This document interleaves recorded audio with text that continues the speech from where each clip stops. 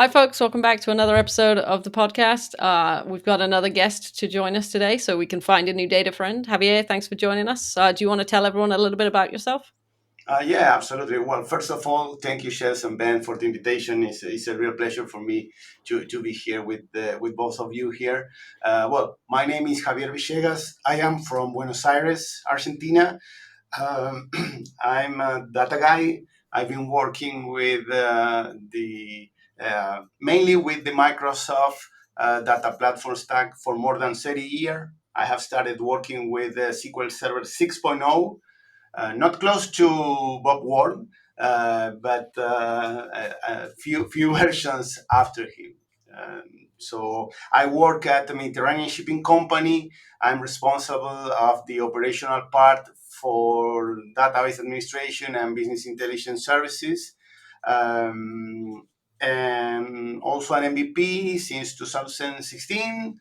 And well, I consider myself a data person. Perfect. That's perfect for this show. It So helps. it does help. Yeah. Well, it's the intention, right? Otherwise, in the wrong place. But no, I believe in the Otherwise, we'll right. just rebrand to Finding Friends. Perfect. So this next question might be tricky for you because you said you've been in the industry for a while and you've probably seen a lot of things. But what is your favorite data thing? Well, over the last several years, I've been through a bunch of things related to data. Uh, I started, as I said, with the early versions of SQL Server. A lot of fun over there. Troubleshooting was fantastic back in the days. Then I switched a little bit my profile to something more analytical, right? So SQL big cluster, data clusters, Synapse, Data Factory, and now Fabric, right? So I would say that I've been covering recently everything that is related to the Microsoft data platform stack. I love Fabric. Right? I believe that what Microsoft is doing is great to provide us with an end-to-end solution to do analytics. But my favorite data thing is still SQL Server. I love it. I see the growth of SQL servers as jumping into Azure with Azure SQL, now with Hmm. SQL on Fabric, all those kinds of variations, right? Also, I'm an old school guy. So back in 2017, when they announced SQL Server on Linux, to me it was shock. I never thought seeing SQL Server running at the top of Linux, and well, nowadays it runs kind of everywhere, right? Back in the Hmm. day, it was only Windows Server. It was even harder to put it back online, install it, configure it properly, etc. But yeah, the short answer for the question is SQL Server is definitely my number one favorite data thing. I appreciate that. I'm a SQL Server Same. fan also. Yeah, yeah. Perfect. It's it's still everywhere, right? I mean, like you said, it's on prem, it's in the cloud, it's in Fabric, it's everywhere. Absolutely. And also, I had the possibility of running the Azure SQL on Edge, right? On a Hmm. Raspberry Pi. I was part of the initial testing. I had some use cases in where it's running. Uh, when I tell people you can have your database on this small device and connect with SQL Server Management Studio. And for certain use cases is really perfect, right? Of course, you won't put your operational mission critical OLTP database on it, right? But for collecting data coming from sensors, processing and Hmm. doing some storage and processing for further send it to a different Azure data component, etc., is definitely great. So as I said, I've been seeing a lot. Definitely, I see the new. I love the new modern version of SQL Server. Within SQL Server, my favorite part is performance tuning. Right, it's also time consuming, challenging, but it's fun. Right, I still love having the adrenaline in my body when you have to jump into something that is not maybe running at it should, and you have to find out where is the the issue how to tune in a specific store procedure. Well, nowadays we have more and more tools, and the query processing area has improved a lot with query store, automatic query tuning, those kind of things, the hints, etc. Right? So you have more tools and way to do the troubleshooting. Back in the days in SQL 6.5, was a little bit more complex. But yeah, it's my favorite thing. So what you're saying nowadays, everybody can do it, but back then you needed some skills. You needed Well, profiler yeah, well, and if query you analyzer. And if you consider that now you have this possibility of creating in Azure SQL, identifying missing indexes by itself, the index, the engine, right? Creating those indexes on the fly and dropping them. To me, that's super scary, right? When I was told back in Mhm. the days that, oh, you're gonna have some process that will identify the indexes and will do the job for you. I prefer not to, right? But it's not like everybody can do it, but definitely you have more audience for it, and people that maybe are casual DBAs, or the IT guy that performs infrastructure and is in charge of a SQL server also now have more tools than maybe something that is fully dedicated onto that. I'm still bad at performance tuning, even with all the tools. So we Absolutely, definitely we and still well, need some skills. definitely DBA tools is my day-to-day, tools to use. Right, I'm a PowerShell fan. The moment I saw it, I love it.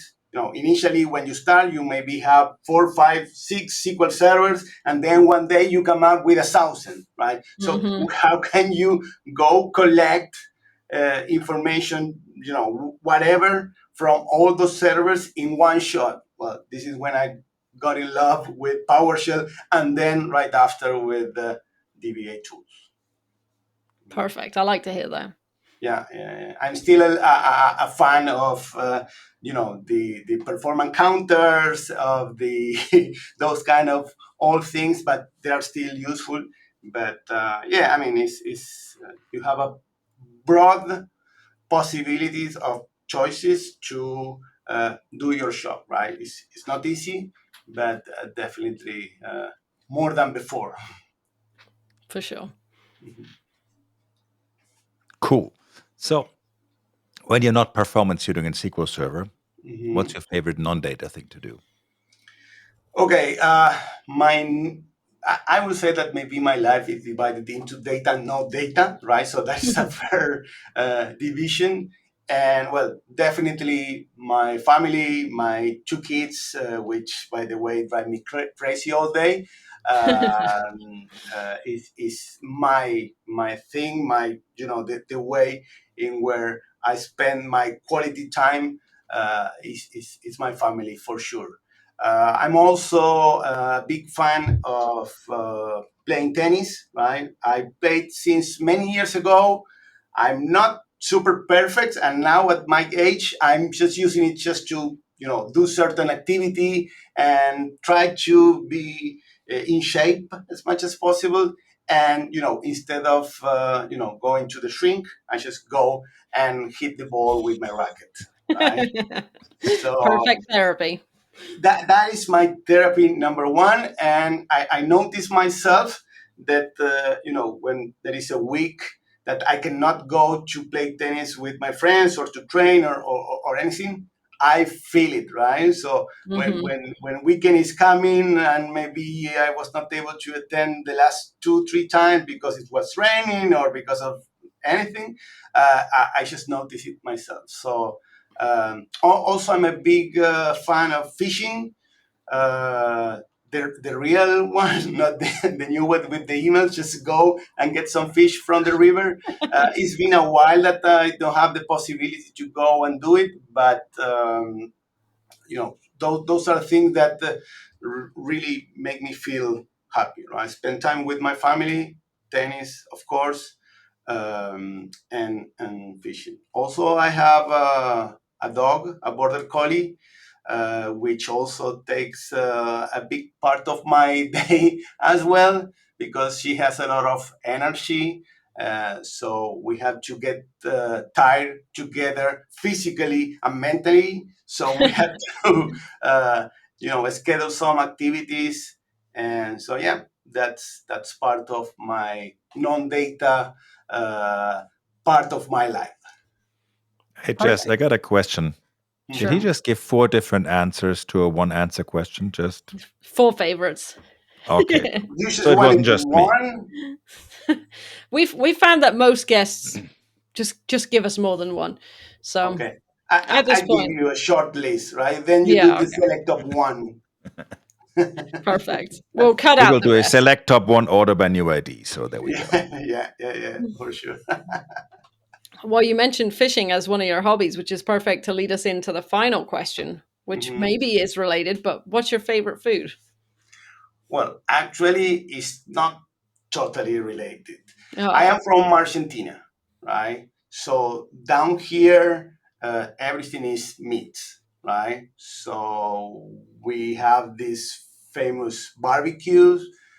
Down here, we call them asados. It's not exactly the same thing that we can see in America or Europe when you refer to a barbecue, but it's more or less the same. We love to eat meat, not only because of the meat itself, which by the way is really good down here, but it's also a way to spend time with friends, with family. And normally when you go for a barbecue on a Saturday night or a Sunday at noon, you may stay in the table for 4 or 5 hours, right? Just first of all doing the barbecue, right? Then eating it, and then just chatting and sharing a good time. So it's a good food for sure, but it's also an excuse to spend time with the one you love the most. perfect. Can you throw some fish into that barbecue for Ben? Absolutely. Well, you can Yes. do fish, you can put the pizza, you can put whatever you Did want, you say right? pizza? I mean, what is happening? What is happening? Well, definitely the pizza here is not the same than the one in Italy. I've been there not so long ago, and well, I was able to get the real pizza. But This for the meat episode is and a the roller coaster for barbecue, me. here Argentina is definitely the place to go. Sounds amazing. Mhm. I'm in. Still roller coaster because I mean, at first I thought I'm going 2 for 2 with being served fish after last week with Seku, and after Javier mentioning that he's into fishing. Then we get to all that meat thingy. Then we can have fish on the barbecue, and then we're now having pizza. What is happening? I'm confused. Yeah. It's a mixture. I mean, the answer of which is my favorite food is meat in the barbecue, right? Of course, you can cook it at the oven or many other things, but within the barbecue, especially on a weekend, is definitely the number one choice. Sounds good to me. Yeah. You had me at meat. You had me add. We can also add fish. Yeah, absolutely. I know that in Seattle downtown there is an Argentinian barbecue over there, which is quite good. So Okay. maybe we can spend some time over there next time we see each other. It's really good, by the way. Eh? Sounds good. Let's Mm. do it. All right. Before we start planning for the next time we're all in Seattle together, which is actually not that far into the future, Soon. um, we are at the end of yet another episode where we found yet another friend that we've never met before anywhere, or maybe once or twice. We will never know. Anyways, Javier, thank you so much for joining us and sharing a little bit. Thank you, Jess. Thank you, everyone, for watching. And we see you all again next week. And by the way, Jess, I see you in between the sequel conference next week, and then I see you at that episode. Amazing. Oh my God. In person. Look at us Nice. It's a go. thing. All right. See you all. See you soon. Bye. Bye, folks. Bye bye.